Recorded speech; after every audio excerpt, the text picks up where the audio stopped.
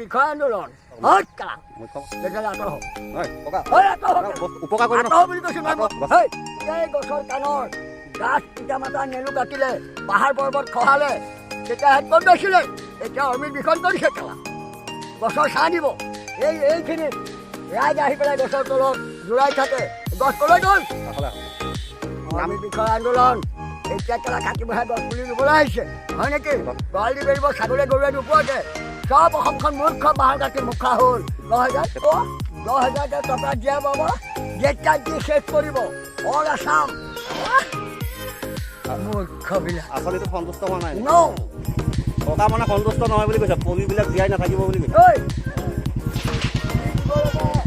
বহাগ জেঠ পুলি দিব লাগে বহাগ জেঠ মই পুলি দিছে এতিয়া খৰালি মুখত নাবাছিলে আকৌ এতিয়া কেলে তহঁতৰ বাপেৰহঁতক গুলিয়াই যা একেলা অগৰু দিছে অগৰু নহয় তামোল পুলি নহয় অগৰু দিছে মই এই শিৱসাগৰ নাজিৰাৰ পৰা অগৰু পুলি এই মুঠা আনি এই এতিয়া চৰকাৰে দি আছে অগৰু আপুনি অনাটো বাদ দিয়ক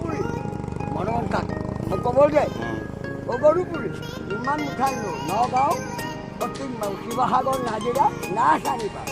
তাত মোৰ এজন বন্ধু আছে অফিচাৰ নাচ আনি এই মুখা আনিছিলোঁ গাড়ীত উঠাই অগৰু পুলি এতিয়া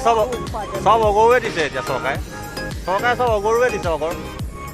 গছালুৱাঙে যোৱা কেলা পাৰিছোঁ বহুত টকা পাব এটা অগৰু এজোপা যদি অগৰু বাছে নহয় গছজোপা যদি ফুট হয় নহয় 1.5 লাখ টকা পাৰিবা সেইকাৰণে চৰকাৰে চবকে সেইটো দিছে ধন্যবাদ সঁচাকে কিমান সহজ অগৰু পুলি গছোৱা বাবা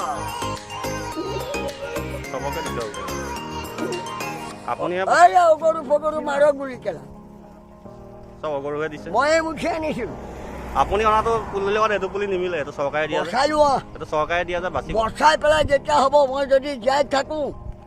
এজোপা অগৰু গছ এনেকুৱা হ'লে তাৰ পেটত এটা মাল ওলাব সেই মালটোত আৰু 3 লাখ টকা কেলা বচাই লোৱা না তাৰপিছত মই ক'ম অগৰু নাম নাজানো মই ঘৰ চিনি পাওঁ বাবা ঠাই নাই টকা থ'বলৈ জেগা নহ'ব কেলা এজোপা অগৰু গছত হয় নাই এই মই এই মুঠা আনিছিলোঁ অগৰু পুলি অমিত বিষয় আন্দোলনটোতো ভাল পদক্ষেপ বচাই লোৱা চোৱা বচাৰ পিছত ক'বা মোক মই যদি থাকোঁ পৃথিৱীত তেতিয়া তোমালোক অগৰু পুলি কথা মোৰ আগত ক'বলৈ আহিবা এজোপা গছত 3 লাখ পালোঁ তাক ফালি দিলে মাজত এটা এনেকুৱা দিল ওলাব সেইকাৰণে দিছে আকৌ এতিয়া সেইটোকে কেলা